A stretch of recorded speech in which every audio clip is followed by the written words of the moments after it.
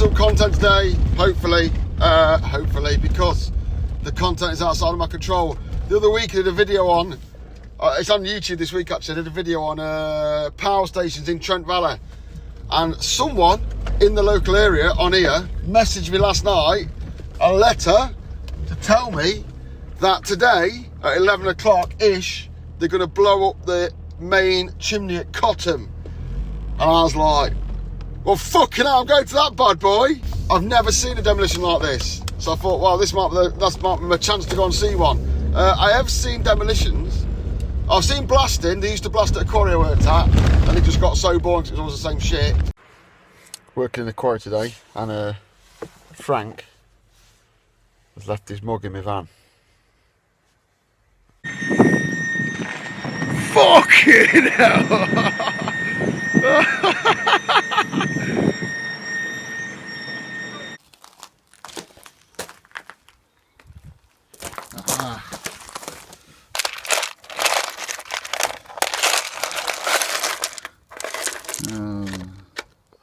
And I've done some demolitions with the armour. We once blew up a 5 kilogram cock and balls made out of plastic explosion, which was good. Fire now! No!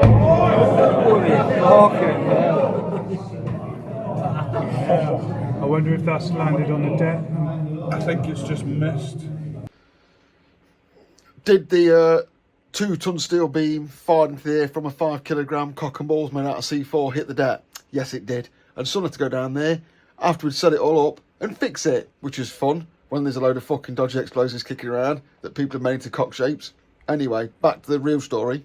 But it's not the same as watching something that stood there for this many years, if it's on YouTube, get banged up. So I'm just shooting down there now. Luckily, because I did that video last week, I've got a good vantage point to go and watch from, but it's not as close as I can get, or hopefully can get, but I'm short of time. I'm going to get down there and see if I can...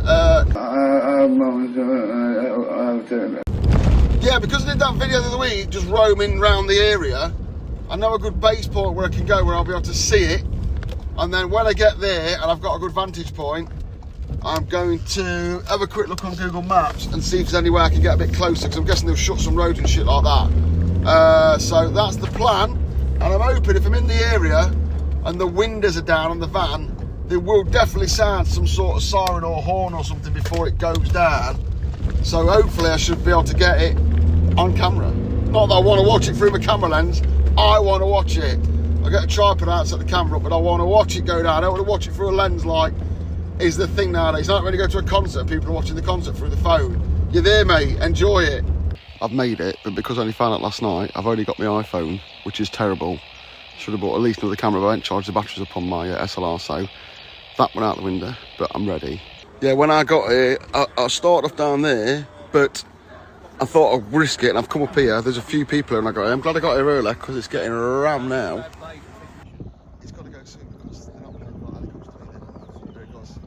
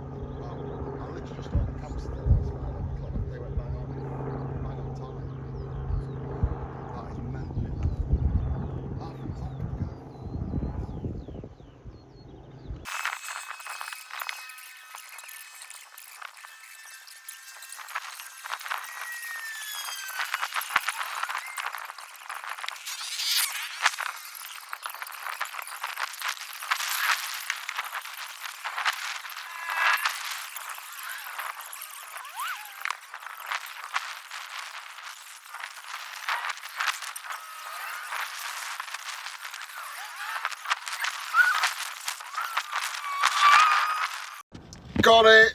I actually watched it as well. Got lucky there. There was no warning, which was weird. I could talk to a couple of lads that were down there, that go to a few of them, and they say, oh yeah, there'll be a 5-minute klaxon and a 1-minute klaxon and all that.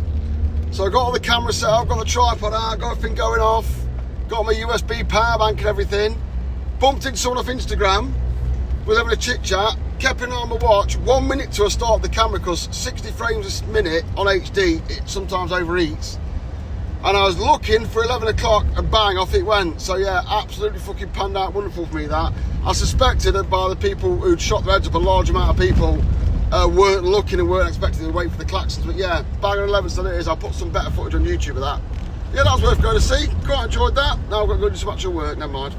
Big shout out to Lab Electrical, LAB Electrical there, for letting me know that. Appreciate that, thank you very much. Otherwise, I've just been at work doing some boring paperwork. If you hadn't have sent me that letter last night telling me that that was happening, thank you for that. I appreciate all the underground secret information people send me, but that one in particular, cheers. Give him a follow. He's the best electrician, I'm assuming, allegedly, between Cottam and West Burton power stations in the world. So all the bit you'd expect to do, I'll do now when I'm in shot. I'll do the bit you expect to do, yeah, about infrastructure, all that stuff, yeah. These massive power stations, as I said in the other video, they're all gone. They're all shut. Like, whatever you think about burning coal, you'll soon change your fucking mind when there's no electricity. Literally, if I got any fucking one from like someone that don't give a fuck down to Eco Warrior, and I slapped them in a house with no electricity for a week, they'd let you burn baby kittens to get electricity.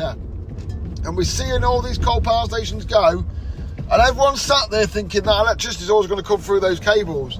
And there is a chance one day that it might not. And people need to be aware of that. We are sort of walking to a black hole, is my opinion, and the opinion of other people in the energy industry who are a bit more independent. We've shut so many coal power stations. And a lot of the ones down Megawatt Valley where I've just been, like Cottam, they were huge. Like, I'll put the same screenshot up here, this on YouTube, yeah, of the boiler nameplate range that tells you how many megawatts they're going to do, or did. And obviously in the 90s and early 2000s, we had the dash for gas, and we built quite a few gas-fired power stations to satisfy that need. The problem at the moment is, it's not regional pricing, this is that we pay the same amount for electricity. If you make some electricity from coal, which you don't, or gas, you get paid the same price per unit to generate it as you do for solar. And that's not good, because now we're seeing a massive influx of solar builds and wind builds, which is great, right? Don't get me wrong, I'm still not against renewables, but it doesn't encourage the private sector to build thermal power stations utilising gas, whatever, nuclear and all that. So we are literally walking to a black hole where one day we may not have enough electricity. Yeah, the cheapness of building interconnectors. Well, we import electricity like we fucking everything else. We import loads of food. Like, if something happened where we couldn't import food, we'd be fucked. We'd all starve. We'd literally starve, but no one seems to be bothered about that. You won't be bothered about when we're starving. But when you're importing electricity, you are, alright, you can build your big fuck off interconnectors and all that, but what if the fucking people like the Netherlands decide they don't want to send it to you? The Netherlands grid has done a lot of pump storage, a lot of water storage, a lot of water generation, which I can't remember the name of because I'm old. If they suddenly decide we're not sending you as much like they have done, that's useless. If France has 3 or 4 nukes go down on some sort of shutdown or whatever, we won't be able to import from them. You cannot rely on import and export of electricity. It's a nice thing to have. I'm not against the interconnectors. But if suddenly there's no interconnectors, we would not have enough electricity. That is a fact. The electricity interconnectors go down, we'll be hand to mouth in the dark begging for some. Just to finish, I'll get over the minimum time required to get advertised in this YouTube video, yeah? Even the most hardened person who will say they are absolutely amazed and astounded and pleased and having a party because the last coal-fired station shut down, yeah? Even the most greenest of eco warriors with solar panels and batteries on their house that aren't off-grid will still beg for electricity from any source if the lights went out for them.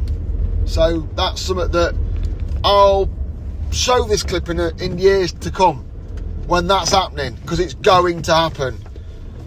Even the most eco-green person will beg for electricity from burning kittens when the lights go off in their town and mob rule laws. So yeah, we've got to be careful about this.